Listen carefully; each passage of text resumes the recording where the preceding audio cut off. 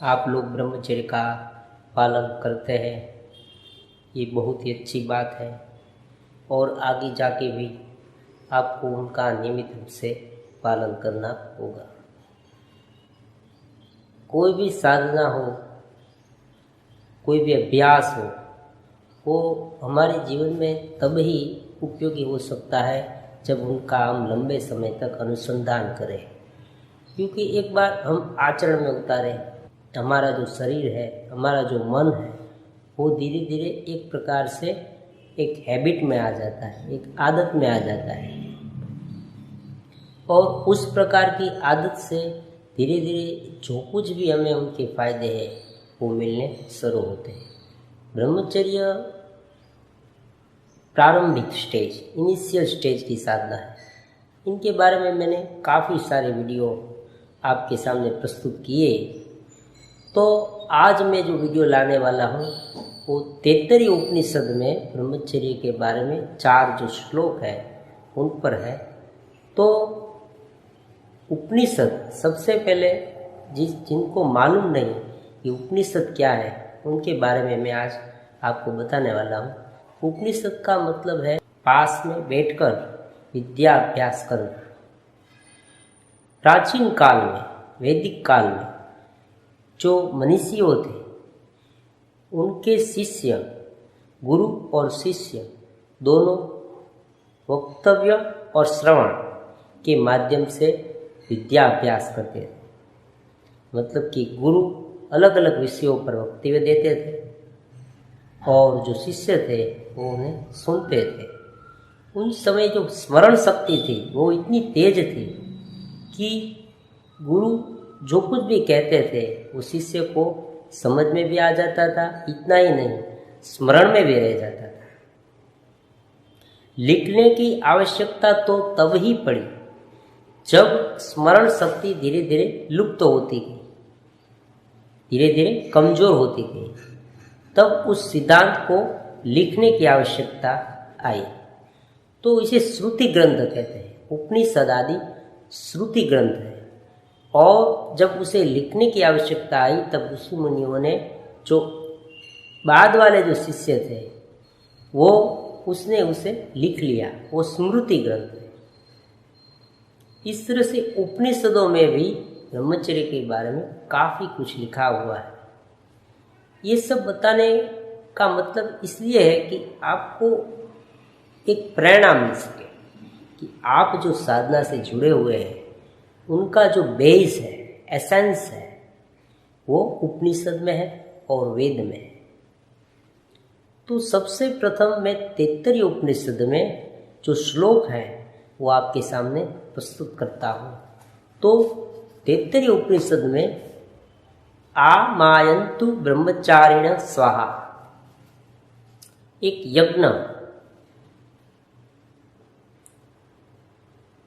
यज्ञ के द्वारा सभी कुछ सिखाया जाता है। यज्ञ को भगवद गीता में कर्म यज्ञ भी कहा है। कर्म भी एक प्रकार का यज्ञ है। हम श्वासोच्छ्वास लेते हैं, प्राणायाम करते हैं, तो वो भी एक प्रकार का यज्ञ है। प्राण को जब श्वास लेते हैं तब एक प्रकार की आहुति देते हैं शरीर में। हमारा जो शरीर है, बॉडी है, वो अग्नि एक कुंड है हवन को, और हम प्राण लेते हैं और जो उच्छ्वास, जब प्राण को रेचक द्वारा बाहर निकालते हैं तब उसमें से, जैसे अग्नि में से, हवन में से धुआं बाहर निकलता है, उसी तरह की कल्पना यहाँ पर की गई है। तो भगवद गीता में सभी बात को यज्ञ के उदाहरण, एग्जाम्पल से वर्णित किया गया है। इस तरह से कर्म यज्ञ भी है, ज्ञान यज्ञ भी है, ज्ञान यज्ञ भी है। सभी कुछ, जो भी कुछ दिव्य कार्य आप करते हैं तो वो यज्ञ है। इसी तरह से यहाँ तैत्तरीय उपनिषद में कहा गया है कि एक सर्वप्रथम जो आहुति है वो क्या देनी है। आहुति मतलब एक संकल्प, आपको एक संकल्प और लेना है। मतलब आहुति मतलब संकल्प आपने समिध ली और धीरे से यज्ञ में मंत्र बोल के समिध को स्वाहा करके डाला, तो उनका मतलब एक संकल्प, आपको एक संकल्प लेना है। तो प्रथम जो संकल्प है, आमायन्तु ब्रह्मचारिणः स्वाहा, स्वाहा संकल्प लिया, एक आहुति डाली, हमने कुछ योगदान दिया। कोई बड़ा कार्य होता है ना, इसमें जिस तरह से हम योगदान देते हैं, आहुति देते हैं, उसी तरह से यह ब्रह्मचर्य एक बड़ी साधना है। उसमें हम एक आहुति देते हैं, हमारे तप से, पवित्रता से, दिव्यता से हमने जो कुछ संकल्प लिए हैं। इनके पहले एपिसोड में मैंने संकल्प शक्ति के बारे में आपको बताया था, और जो दूसरा एपिसोड है उसमें सजगता, संकल्प शक्ति और सजगता दोनों का कॉम्बिनेशन, इस तरह से एक आहुति तैयार होती है ब्रह्मचर्य की। तप, ये तप है इसलिए इनकी आहुति है, हम योगदान देते हैं। तो प्रथम जो श्लोक है, आमायन्तु ब्रह्मचारिणी स्वाहा, मतलब ब्रह्मचारियों मेरे पास आओ। सौ प्रथम श्लोक, ये तप के लिए, ये साधना के लिए कठिन है, जानते हैं सब कोई, लेकिन ये साधना दिव्य है, क्योंकि इनिशियल स्टेज है। जब तक इंद्रिय के जो कुछ विषयों है उसमें हमारा चेतना का जो प्रवाह है वो बह जाएगा। वो इंद्रिय के विषयों अलग अलग हो सकते हैं, एक इंद्रिय के विषय नहीं, अलग अलग इंद्रिय के विषय है। आँख का विषय है, कान का विषय है, नाक का विषय है, त्वचा का विषय है, अलग अलग विषयों है, मन का विषय सोचना। तो ये जो सारे विषयों है, सारी जो इंद्रियां हैं उनके अलग अलग विषय है, और उनमें जो चेतना का प्रवाह बह जाता है। किस तरह से बहता है? क्योंकि हम पूरे दिन 24 आवर्स कुछ न कुछ सोचते रहते हैं, कुछ न कुछ अलग अलग इंद्रिय के विषयों में लिप्त रहते हैं, संलग्न रहते हैं। तो इस तरह से जो चेतना का प्रवाह है वो उसी में ही बह जाता है, और उनके जो संस्कार है वो भी अचेतन मन में स्टोर होते जाते हैं, और उनके मुताबिक सब कुछ हमें अनुभव में आता है। हम जो कुछ सोचते हैं, हमारे मन में जो मन कर्टेन है उसमें जो कुछ भी उत्पन्न होता है वो उनके अनुरूप उत्पन्न होता है।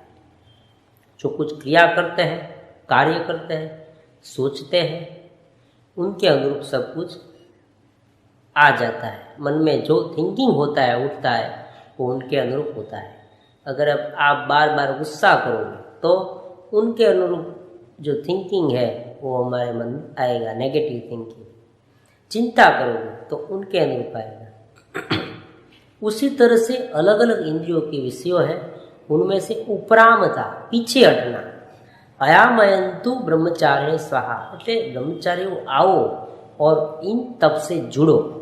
ये तप दिव्य है, प्रारंभिक स्टेज, ये प्रारंभिक श्लोक है, ये तप दिव्य है, उसमें आप जुड़ो। तो प्रारंभिक रूप से संकल्प शक्ति, संकल्प लेना है कि इस तप में सब कोई जुड़ो, एक सामूहिक ग्रुप के रूप में सभी ब्रह्मचारियों इकट्ठे हुए और उसने एक संकल्प लिया, सभी ने एक साथ संकल्प लिया, गुरु ने नहीं, गुरु शिष्य और सब कोई ने संकल्प लिया कि मैं ब्रह्मचर्य का पालन करूंगा। तो अयामयन्तु ब्रह्मचारिणे स्वाहा, विमायन्तु ब्रह्मचारिणे स्वाहा। विमायन्तु कपट रहित, विमायन्तु ब्रह्मचारिणे स्वाहा मतलब कपट रहित बनो। ब्रह्मचर्य का पालन कपट रहित तरीके से करो। बाहर से कुछ और, दिखाना कुछ और भीतर से कुछ और, ऐसा नहीं। जैसे हाथी है ना, हाथी के दांत अलग अलग है, बाहर के दांत दिखावे के लिए है, भीतर के दांत अलग है, ऐसा नहीं। जो कुछ भी मन, वचन और कर्म, तीनों को एक समान, आप कुछ बोलते कुछ है, आपने बहुत सारा कर दिया, मैंने ब्रह्मचर्य का पालन करता हूँ, मैं ब्रह्मचर्य, पर भीतर में कुछ नहीं करते। बाहर से आप पवित्र दिखते हैं, आपके वस्त्रों से पवित्रता दिखती है, आप अलग अलग परिधान से या आप अपने स्वांग से, आप अपनी बोली से भी ये सब दिखते हैं, अच्छे दिखते हैं। लेकिन जब आप भीतर से मन में अलग अलग तरीके का सोच रखते हैं, गलत गलत तरीके का सोचते हैं, तो ऐसा कपट यहाँ नहीं चलेगा। तो इसलिए कहते हैं कि विमायन्तु ब्रह्मचारिणे स्वाहा। એટલે हे ब्रह्मचारियों, आप कैसे बनो? कपट रहित बनो, तीनों ओर से, मन, वचन और कर्म से आप एक समान भाव से अपना जीवन व्यतीत करो। मतलब कि एक समान भाव से तप में जुड़े रहो। आज के ज़माने की बात हम करते हैं तो जो मोबाइल है, टीवी है, सोशल मीडिया, जो कुछ भी इंटरनेट आदि में जो दिखना तो बंद कर दिया है। लेकिन मन की जो सोच है वो भी ब्रह्मचर्य की साधना में बहुत ही अहमियत रखती है। अहमियत पार्ट मन का है, क्योंकि मन से जो दिमाग में सोच उत्पन्न होती है वही सोच धीरे धीरे व्यक्त कर्म में, जो अव्यक्त है वही व्यक्त होता है। तो विमायन्तु, इनसे पहले हमने क्या कहा था? आमायन्तु ब्रह्मचारिणे स्वाहा। मतलब ब्रह्मचर्य के में संकल्प लो, आओ ब्रह्मचर्यो आओ और ब्रह्मचर्य तप के लिए संकल्प लो। दूसरा है विमायन्तु ब्रह्मचारिणे स्वाहा, और तीसरा है प्रमायन्तु ब्रह्मचारिणे स्वाहा। प्रमा ज्ञान, बहुत यथार्थ ज्ञान, दृष्टि प्रमा होनी चाहिए। प्रत्येक पल में, प्रत्येक समय में कोई आपको मार्गदर्शन देने वाला यहाँ नहीं है, क्योंकि अलग अलग व्यक्तियों की जो परिस्थितियाँ हैं वो अलग अलग होगी। तो अलग अलग स्थिति में आपको क्या करना है वो आप स्वयं निश्चित कर सकते हैं। इसे प्रमा ज्ञान कहते हैं। भीतर से एक ज्ञान उत्पन्न होता है जो चेतना से जुड़ा हुआ है। हमारे भीतर जो चेतना है, परम तत्व की चेतना, जो ईश्वर का अंश है, ब्रह्म का अंश है, वही चेतना हमें प्रेरणा देती है। प्रमा, यथार्थ ज्ञान, ये वास्तव में क्या है, ऐसा ज्ञान हमें भीतर से उत्पन्न होता है। तो इसे प्रमा ज्ञान कहते हैं। इसलिए प्रमायन्तु ब्रह्मचारिणे स्वाहा, और दमायन्तु ब्रह्मचारिणे स्वाहा, और समायन्तु ब्रह्मचारिणे स्वाहा। आमायन्तु, विमायन्तु, प्रमायन्तु, दमायन्तु और समायन्तु। तो प्रमा ज्ञान उत्पन्न होना चाहिए। दमायन्तु, दम, देखो इनके पहले एपिसोड में हमने बता दिया था कि ब्रह्मचर्य की साधना में शुरू में दम का उपयोग करना पड़ता है। दम क्या?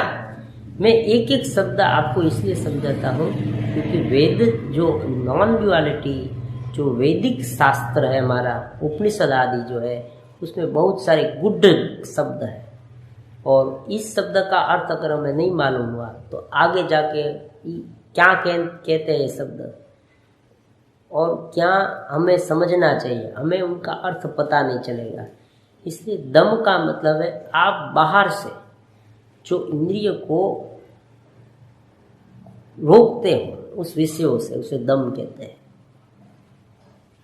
आँख देखना चाहती है, आप आँख बंद कर लेते हो। कान सुनना चाहते हैं, आप ध्यान हटा देते हो, आप अलग दिशा में चले जाते हो, या जो कुछ आप सुनते हो वही बंद कर देते हो। या कोई व्यक्ति बोलता है उसे स्टॉप कर देते हो। कुछ भी तरह से आप उस इंद्रियों को ये विषय से छुड़वा देते हो। जैसे बच्चा, जैसे कोई बालक है ना, वो कोई गेम, कोई मिट्टी वाले हाथ कर रहा है या मिट्टी खा रहा है, तो हम क्या करते हैं, उसे वहाँ से हटा देते हैं। उसी तरह से आप सभी इंद्रियों को वहाँ से हटा देते हैं दम पूर्वक, शक्ति से। दमायन्तु, सम, दम आया, फिर सम आया। सम એટલે मन से, आप मन से भी उसे हटा देते हैं। दम से, इंद्रिय से, और इंद्रिय के विषयों जो मन में उत्पन्न होते हैं उसे भी आप हटा देते हैं। समायंतु दमायंतु अप्रज्ञा प्रमायंतु, समझ पूर्वक आप में एक समझ उत्पन्न हुई कि मुझे ये क्यों करना है। मैंने इनके पहले एपिसोड में भी बताया, आज भी बताने वाला हूँ कि आप जो भी कार्य, जो तप कर रहे हैं, जो कुछ साधना कर रहे हैं, उनमें बारीकी से जाइए, भीतर जाइए, और उनके एडवांटेज क्या है, उनसे हमें क्या लाभ मिलते हैं, वो हमें क्यों करनी है, आगे जाके हमें क्या करना है, ये सारी बातों का आप पता लगाएं। तभी आपका इंटरेस्ट उसमें लगेगा, वरना क्या होगा, सब उबाऊ हो जाएगा। शुरू में आपको अच्छा लगेगा, लेकिन लंबे समय तक अगर आपको टिके रहना है तो प्रमायंतु ब्रह्मचारिणी स्वाहा करना चाहिए। अमायंतु, आओ ये ब्रह्मचारियों आओ, और प्रमा ज्ञान प्राप्त करो, दम से करो, सम से करो, कपट युक्त रहित करो।